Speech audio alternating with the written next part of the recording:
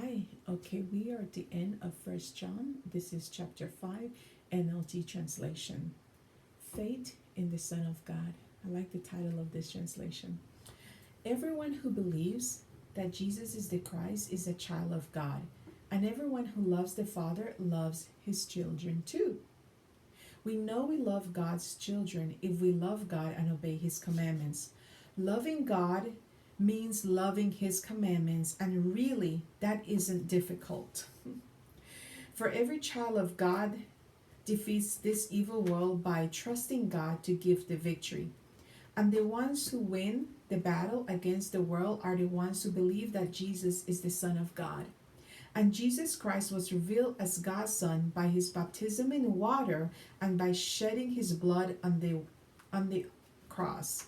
Not by water only, but by water and blood. And the Spirit also gives us a testimony that this is true. So we have these witnesses, the Spirit, the water, and the blood. And all three agree. Since we believe human testimony, surely we can believe the testimony that comes from God. And God has testified about his Son. All who believe in the Son of God know that this is true. Those who don't believe this are actually calling God a liar because they don't believe what God has testified about his Son. And this is what God testified. He has given us eternal life, and this life is in his Son. So whatever has God's Son has life. So whoever has God's Son has life. Whoever does not have the Son does not have life. Conclusion.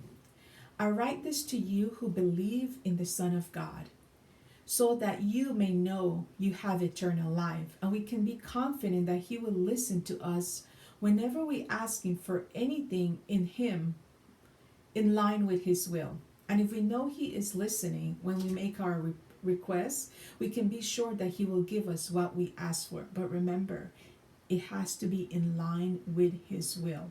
That is actually the key. Not just he'll give us anything and everything we request, but that whatever is in line with his will. If you see a Christian brother or sister sinning in a way that does not lead to death, you should pray, and God will give that person life. But there is a sin that leads to death. And I'm not saying you should pray for those who commit it.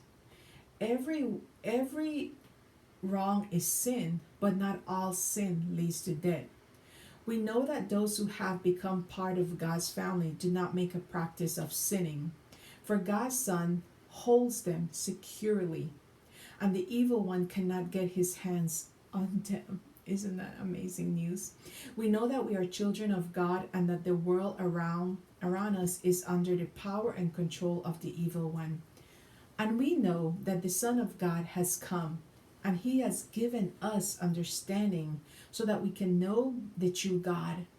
And now we are in God because we are in his Son, Jesus Christ. He is the only true God,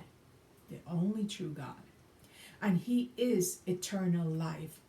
Dear children, keep away from anything that might take God's place in your hearts.